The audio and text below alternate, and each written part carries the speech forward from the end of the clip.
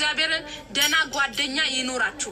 ደና ጓደኛ ሲኖራችሁ አይ ይሄ ጥሩ አይደለም ይሄ ትክክል አይደለም ይሄ ለምን አደረግሽ ይሄ ለአንቺ ህይወት ጥሩ አይደለም ይሄ ደግሞ ይሄ አንቺ አሁን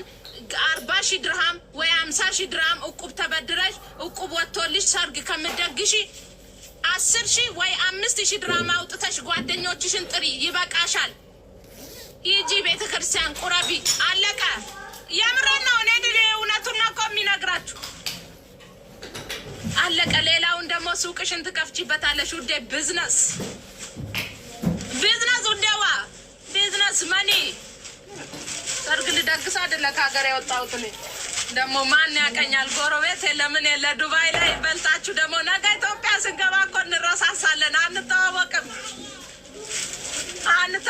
ውዴ ኢትዮጵያ እንኳን ጎረቤቴ ያሳደጉኝ ምናምን አበላለሁ ኢትዮጵያ ተሶኬኩ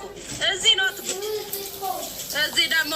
እውነቴን እኮ ነው እኔ አሁን ሰርግ ይዤ በልቻለሁ ግን አሰውይ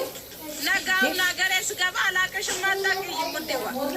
እነቴምሬ ነው ያ ሁሉ ህዝብ መቼው ነው ይጠራራል ማለት ዘበት ነው ሰው ሀገር አንቀር ሀገራችን እንገባለን ደግሞ እኮ ችግር የለውም ሀገራችሁ ሄዳችሁ እኮ መደገስ ትችላላችሁ በኋላ ሲያልፍልን ስናገኝ ገንዘብ ሲኖረን ምንም ችግር የለውም ኖ ፕሮብሌም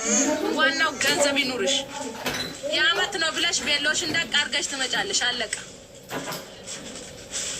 እስኪ ስንት ይከፍታል ሱቅ እውነት የምሬን ነው አሁን 40,000 ድርሃም ትንጥዬ ነገር በትንጥዬ ነገር መጀመር ትችላላችሁ 40,000 ድርሃም እኮ ብዙ ነው 2 ሚሊዮን ብር ነው ትቀልዳላችሁ እንዴ ቀልደኛ እውነት 40,000 ድርሃም በጣም ብዙ ነው ያው ምግብ ለማሰራት ብቻ ከ10,000 ድርሃም በላይ ነው አዳራሽ ለመከራየት ስንት ሺህ ብር ነው የምን አለ ብዙ ብር ነው ብዙ ነው ታዲያ ምን ብዙ ነው ለምን ልብሱ አይቀር ምኑ አይቀር ጌጡ አይቀር ምኑ አይቀር አንድ ሽሩባ ለመሰራት ራሱ 400-500 ብር ነው ብዙ ብር ነው ለሰርግ መደገስ ብዙ ብር ነው ግን ብልጦች ምን ያደርጋሉ መሰላችሁ ብልጥ ሰው እንትን ያስቀምጣል መዝገብ ብልጥ ሰው ብልጦች አሉ አሁን ብልጦች ምናምን